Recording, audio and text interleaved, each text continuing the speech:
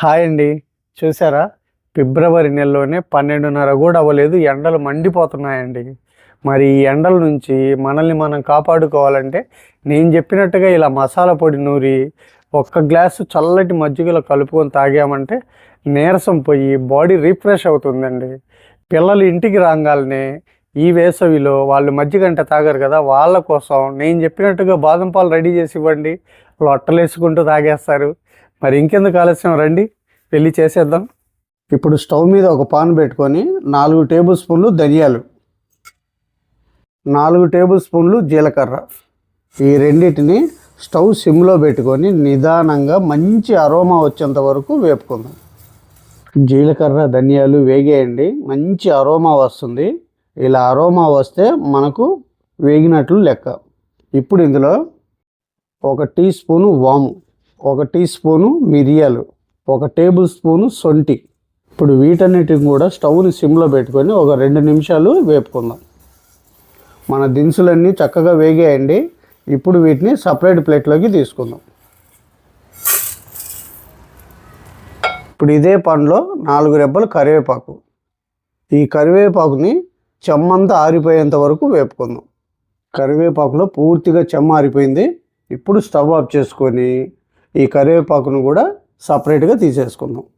ఇప్పుడు ఇందులోనే మనం తీసుకున్న దినుసులకు సరిపడేంత సాల్ట్ కూడా వేసుకుందాం. ఇప్పుడు ఈ దినుసులన్నిటిని పూర్తిగా చల్లారబెట్టుకుందాం. నేను తీసుకున్న ఈ కొలతలకి 30 టేబుల్ స్పూను సాల్ట్ వేసానండి. దినుసులన్నీ పూర్తిగా చల్లారిపోయాయండి. ఇప్పుడు మనం దీన్ని మిక్సీలో వేసి మెత్తగా పౌడర్ చేసుకుందాం.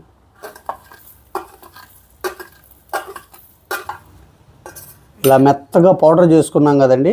ఇప్పుడు ఇలా క్లీన్గా శుభ్రంగా ఉన్న ఒక గాజు బౌలు, మూత ఉన్న గాజు బౌలు, వాటిల్లో మనం ఇలాగా స్టోర్ చేసుకుంటే ఈ అరోమా అన్నది ఈ పౌడర్ నుంచి పోకుండా మనకు 3 నెలల పాటు నిల్వ ఉంటుంది. అంటే మన సీజన్ అయిపోయేంత వరకు కూడా మనం చక్కగా నిల్వ చేసుకోవచ్చు.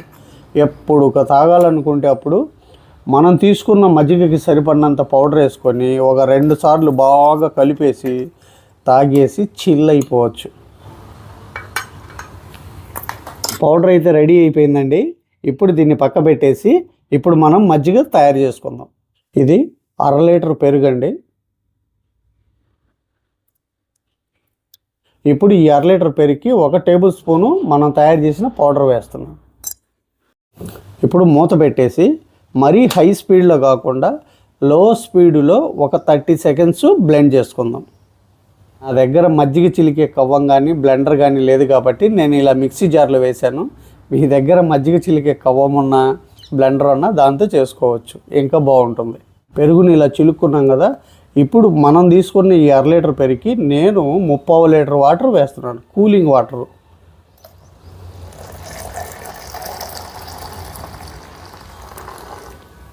నేను లీటర్ల కొలతలో మీకు చూపించాను.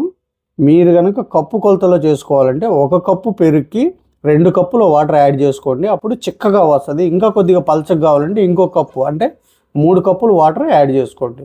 అప్పుడు మన మజ్జిగ కమ్మగా ఉంటాయి.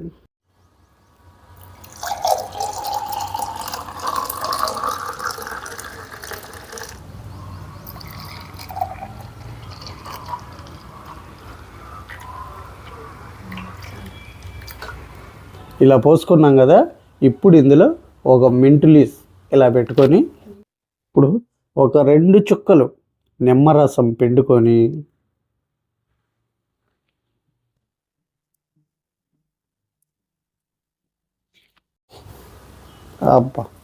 మన ఇంటికి ఎవరైనా గెస్ట్లు వచ్చినప్పుడు ఇలాగ టక్కుమని 5 నిమిషాల్లో ఇలా చల్లటి కమ్మటి మజ్జిగ ఇస్తే ఫిదా అయిపోతారండి.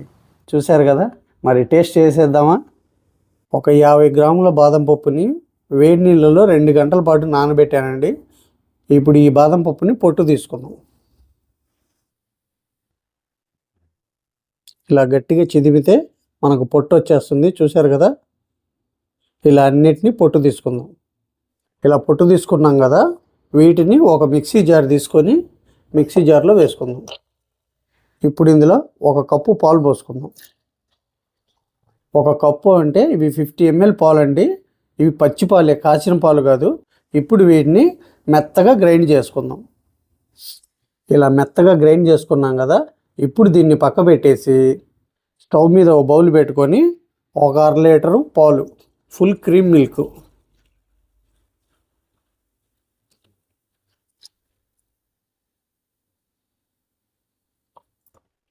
ఇప్పుడు ఈ పాలని ఒక 5-6 పొంగులు వచ్చేంత వరకు బాగా మరిగించుకుందాం. చూశారు కదా, ఇలాగ 5-6 పొంగులు వచ్చిన తర్వాత ఇప్పుడు ఇందులో ఒక 3 టేబుల్ స్పూన్లు పంచదార.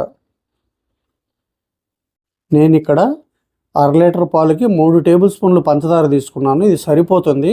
మీరు కొద్దిగా స్వీట్ ఎక్కువ కావాలంటే ఒక స్పూన్ పెంచుకోండి, లేదు కొద్దిగా తక్కువ అంటే కనుక ఒక స్పూన్ తగ్గించుకోండి. ఇప్పుడు ఇందులోనే కొద్దిగా కుంకుమ పువ్వు కూడా వేసుకుందాం. మనం ముందుగా గ్రైండ్ చేసి పెట్టుకున్న ఈ బాదం పప్పు పేస్ట్ని కూడా వేసుకుందాం. ఇలా మధ్య మధ్యలో కలుపుకుంటూ స్టవ్ని మీడియం ఫ్లేమ్లో పెట్టుకొని ఒక 5 నిమిషాలు పాలన్నీ చిక్కబడేంత వరకు మరిగించుకుందాం. 5 నిమిషాలు అయిపోయిందండి. బాదం పాలు అయితే రెడీ అయిపోయినాయి. ఇప్పుడు ఇందులో మంచి అరోమా వచ్చేదానికి కొద్దిగా ఇలాచి పౌడర్ వేసుకుందాం. ఇప్పుడు స్టవ్ ఆఫ్ చేసుకొని సర్వ్ చేసుకుందాం. చూసారు కదా, చాలా సింపుల్గా హోమ్ మేడ్గా బాదం పాలు అయితే రెడీ చేసుకునే ప్రాసెస్ ఈ వీడియోలో చాలా సింపుల్గా చూపించాను. బాదం పాలు అయితే రెడీ అయిపోయినాయండి. మనం సమ్మర్ కదా, వేడి వేడిగా తాగలేం కాబట్టి ఈ బాదం పాలని పూర్తిగా చల్లారిన తర్వాత 1 గంట పాటు ఫ్రిడ్జ్లో పెట్టుకున్నాం అనుకోండి, చల్లగా ఉంటాయి. మనం తాగడానికి కూడా కమ్మగా అనిపిస్తుంది అనమాట. అదే వింటర్లో అనుకోండి వేడిగా తాగేయచ్చు, సమ్మర్లో తాగలేం కదా. కాబట్టి మీరు కూడా మా వారు చేసినట్లు ఇలా చేసుకొని హ్యాపీగా ఎంజాయ్ చేయండి ఈ సమ్మర్ని. నచ్చిందా వీడియో? నచ్చితే ఒక లైక్ చేసి షేర్ చేసి మన ఛానల్ని సబ్స్క్రైబ్ చేసుకోండి.